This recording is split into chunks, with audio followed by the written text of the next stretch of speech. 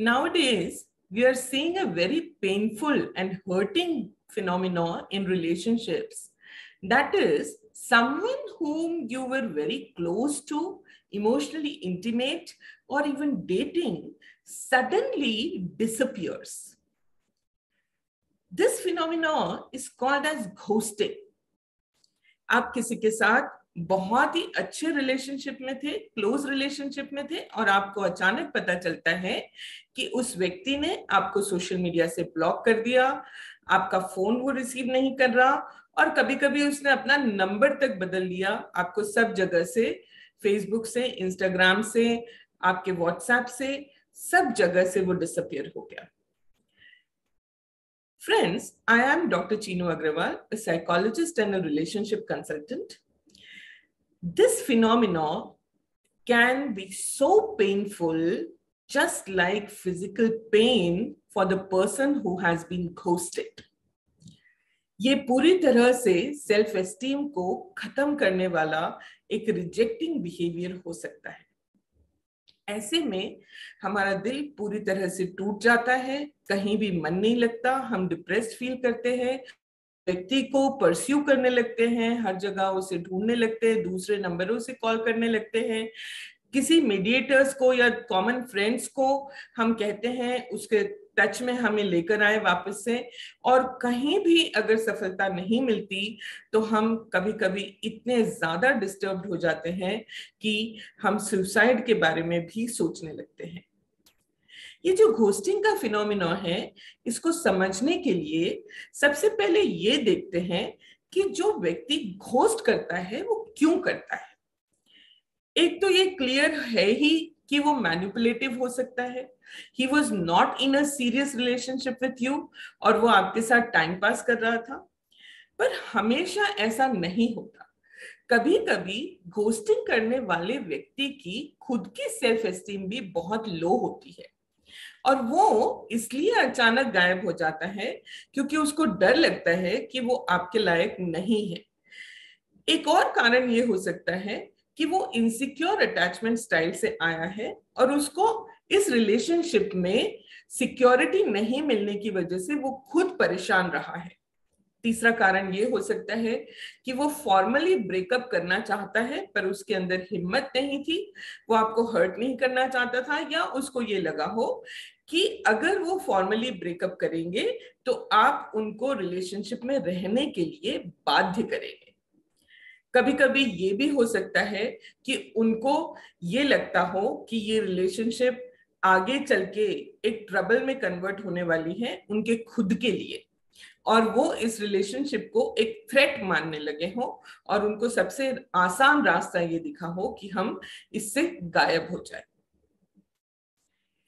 उनकी साइकोलॉजी के अलावा हमें ये भी समझना जरूरी है कि उन्हें इस बात की या तो परवाह नहीं है कि उनके इस बिहेवियर से जो घोस्टेड व्यक्ति है उसके ऊपर क्या बीतेगी, या फिर उनको इसकी अवेयरनेस ही नहीं है.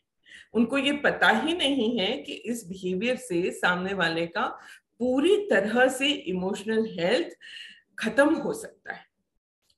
तो जो घोस्टेड व्यक्ति है वो क्या करे?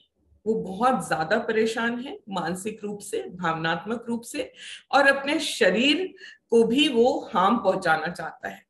ऐसे में सबसे अच्छा तरीका घोस्टिंग को डील करने का ये है कि हम उस वक्त अपने आप को सबसे पहले संभालें.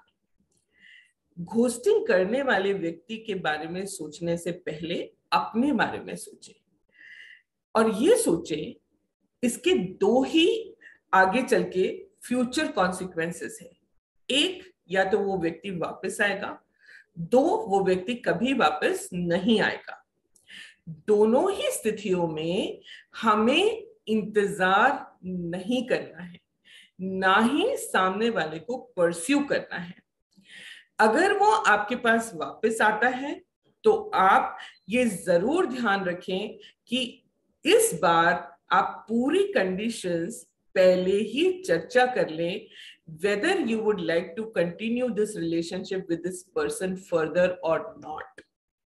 और ये आप तभी कर पाएंगे जब आप खुद इमोशनली स्टेबल हो सकेंगे। दूसरा, अगर वो व्यक्ति वापस नहीं आता है तो ऐसे व्यक्ति के पीछे अपना मानसिक स्वास्थ्य खराब करने का कोई भी मतलब ही नहीं बनता है। हमें मूव ऑन करने की सोच ही लेना चाहिए, पर ये कहना आसान है, करना बिल्कुल भी आसान नहीं है। ऐसे में अगर आपको लगता है कि आपकी मानसिक या भावनात्मक स्थिति कंट्रोल से बाहर हो रही है, आप अपने आप को रेगुलेट नहीं कर पा रहे हैं, दूसरे कामों में अपना ध्यान डाइवर्ट नहीं कर पा रहे हैं, कोई आपके पास ऐसा व्यक्ति नहीं है जो आपको समझ सके, जिससे आप अपनी बात शेयर कर सके खुल के, तो आप एक ट्रेन्ड क्वालिफाइड रिलेशनशिप कंसल्टेंट से मिलिए। एक बात और है, ये कब माने कि यू आर बीइंग घोस्टेड, इसके लिए एक मर्यादा तय करी गई है 3 दिनों की।